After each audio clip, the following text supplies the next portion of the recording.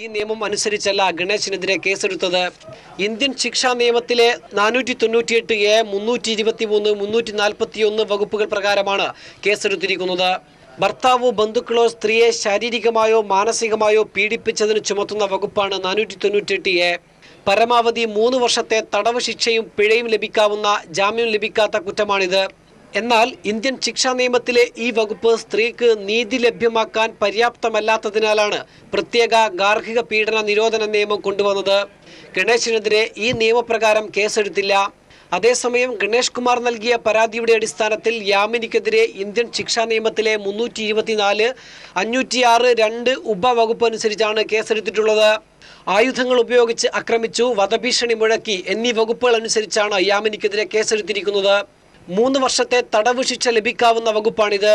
യാമിനിക്കെതിരെയും ഗണേശിനെതിരെയും ജാമ്യമില്ലാ കുറ്റം ചുമത്തി കേസെടുത്ത പോലീസ് ഗാർഹിക പീഡന നിരോധന നിയമപ്രകാരം കേസെടുക്കാത്തത് പോലീസ് തുടക്കത്തിലെ ഗണേശിനെ സംരക്ഷിക്കുന്ന നിലപാടാണ് സ്വീകരിച്ചത് എന്നതിന് തെളിവാണ്. News bureau, Thiruvananthapuram.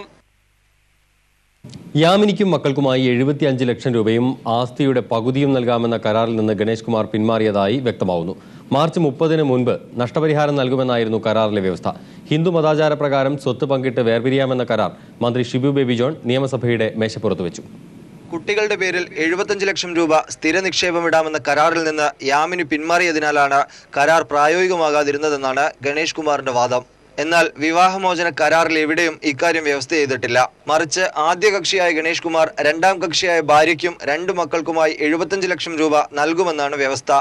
ഈ തുക മാർച്ച് 30-ന് മുമ്പ് കൈമാറിയതിനു ശേഷം വിവാഹമോചനത്തിനായി കോടതിയെ സമീപിക്കാം. മറ്റു പ്രധാന വ്യവസ്ഥകൾ ഇവയാണ്.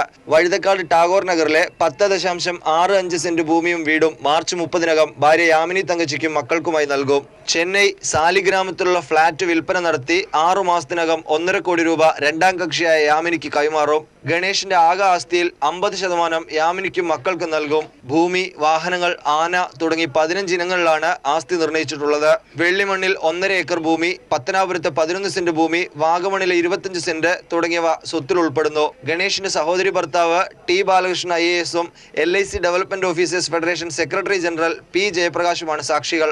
മുഖ്യമന്ത്രിയുടെ സാന്നിധ്യത്തിൽ മന്ത്രി ഷിബു ബേബി ജോൺ ഉൾപ്പെടെയുള്ള മധ്യസ്ഥർ തയ്യാറാക്കിയ കരാറിൽ നിന്ന് ഗണേഷ് വ്യതിചലിച്ചതോടെയാണ് യാമിനി മാധ്യമങ്ങൾക്ക് മുന്നിൽ എത്തിയതെന്നും ഇതോടെ വ്യക്തമാവുകയാണ്. MR Sajesh, news bureau, Thiruvananthapuram. Ganesh Kumar MLA സ്ഥാനം രാജിവെക്കാത്തതിൽ ദുഃഖമുണ്ടെന്ന് ബാലകൃഷ്ണപിള്ള പ്രതികരിച്ചു. ഗണേശിന്റെ രാജിയുടെ പൂർണ്ണ ഉത്തരവാദിത്വം ഉമ്മൻചാണ്ടിക്കും രമേശ് ചെന്നിത്തലയ്ക്കുമാണെന്ന് NS general secretary G Sukumaran Nair പറഞ്ഞു.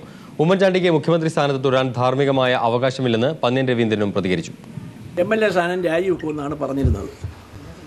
വളരെ സന്തോഷിച്ചിരിക്കുമായിരുന്നു. പക്ഷേ അത് ഉണ്ടാകാത്തതിൽ വളരെ ദുഃഖമുണ്ട്. ഉള്ള കാര്യം ഞാനങ്ങ് പറയാമല്ലോ. അതും കൂടെ രാജിവെക്കുമായിരുന്നു എന്നാണ് പറഞ്ഞു കേട്ടിരുന്നത്.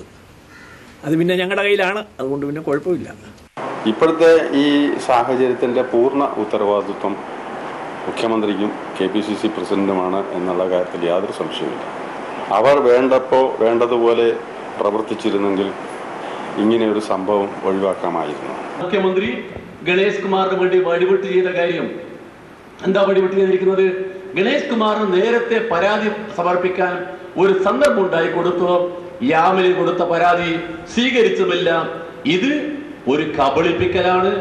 ഇത് സത്യപ്രതിജ്ഞാ ലംഘനമാണ്. ഇത് കേരളത്തിലെ മുഖ്യമന്ത്രിക്ക് തുടർന്നു പോകാൻ ധാർമ്മികമായോ ഭരണഘടനാപരമായോ അവകാശമില്ല എന്ന കാര്യത്തിൽ തർക്കം വേണ്ട. ഗണേഷ് കുമാറിന് പകരം ഉടൻ മന്ത്രി ഉണ്ടാവില്ല. ഗണേഷ് കുമാർ വഹിച്ചിരുന്ന വകുപ്പുകൾ മുഖ്യമന്ത്രി കൈവശം വയ്ക്കുകയോ കോൺഗ്രസ് മന്ത്രിമാർക്ക് വീതിച്ചു നൽകുകയോ ചെയ്യും. മന്ത്രിസഭാ പുനഃസംഘടനയുടെ സാഹചര്യം വരുമ്പോൾ മാത്രം ഗണേഷ് കുമാറിന് പകരമായി മന്ത്രിയെ കണ്ടെത്തിയാൽ മതി എന്നതാണ് കോൺഗ്രസിന്റെ നേതൃത്വത്തിന്റെ നിലവിലുള്ള ധാരണ. ഗണേഷ് കുമാർ രാജിവെക്കുന്ന സാഹചര്യം ഉരുത്തിരിഞ്ഞപ്പോൾ തന്നെ പകരം മന്ത്രിയെ കണ്ടെത്താനുള്ള നീക്കങ്ങൾ ആരംഭിച്ചിരുന്നു. പക്ഷേ ഗണേഷ് രാജിവെക്കുകയും മുഖ്യമന്ത്രി വൻ പ്രതിരോധത്തിലാകുകയും ചെയ്തതോടെ തൽക്കാലം പുതിയ മന്ത്രിയുടെ പേരിലുള്ള പൊല്ലാപ്പ് ഒഴിവാക്കുകയാണ് നല്ലതെന്ന അഭിപ്രായമാണ് ഇപ്പോൾ ഉരുത്തിരിഞ്ഞിരിക്കുന്നത്. ഗണേഷ് കൈകാര്യം ചെയ്തിരുന്ന വനം, സ്പോർട്സ്, സിനിമാ വകുപ്പുകൾ ഇപ്പോൾ മുഖ്യമന്ത്രിയുടെ കൈവശമാണ്. ഒരുപക്ഷേ ഈ വകുപ്പുകൾ കോൺഗ്രസ് മന്ത്രിമാർക്ക് തന്നെ വീതം വയ്ക്കാൻ സാധ്യതയുണ്ട്. കേരള കോൺഗ്രസ് ബിക്ക് മറ്റൊരു MLA ഇല്ലാത്തതിനാൽ കോൺഗ്രസിന്റെ കയ്യിലേക്ക് സ്വാഭാവികമായി തന്നെ വന്നു ചേർന്നിരിക്കുകയാണ് ഒരു മന്ത്രിസ്ഥാനം. ഇക്കാര്യത്തിൽ NSSനെ മറന്നുപോകരുതെന്ന് ഓർമ്മിപ്പിക്കാനായിരുന്നു G സുകുമാരൻ നായരുടെ വാർത്താ സമ്മേളനം. 2014 ലോക്സഭാ തെരഞ്ഞെടുപ്പിന് മുന്നോടിയായി മന്ത്രിസഭയുടെ മൊത്തം മുഖഛായ മാറ്റാനുള്ള നീക്കങ്ങൾ ഇപ്പോൾ തന്നെ അണിയറയിൽ സജീവമാണ്. മന്ത്രിസഭാ പുനഃസംഘടന വരുമ്പോൾ മാത്രം ഗണേശിന് പകരം മന്ത്രിയെ നിശ്ചയിച്ചാൽ മതി എന്നതാണ് പൊതുവായ ധാരണ. അങ്ങനെ വന്നാൽ രമേശ് ചെന്നിത്തലയ്ക്ക് വലിയ സ്ഥാനം നൽകി മുന്നിലേക്ക് കൊണ്ടുവരാനുള്ള നീക്കം എ ഗ്രൂപ്പ് ആരംഭിച്ചു കഴിഞ്ഞു. രമേശ് ഇതിന് വഴങ്ങാത്ത സാഹചര്യമുണ്ടായാൽ വി.ഡി. സതീശൻ, ശിവദാസൻ നായർ എന്നിവരും സാധ്യതാ പട്ടികയിൽ ഇടം പിടിക്കും. ഏതായാലും നിയമസഭാ സമ്മേളനം തീരും വരെയെങ്കിലും പുതിയ മന്ത്രിക്കായുള്ള ഒരു ചർച്ചയും ഉണ്ടാകാൻ സാധ്യതയില്ല. നീലിമ, ന്യൂസ് ബ്യൂറോ, തിരുവനന്തപുരം.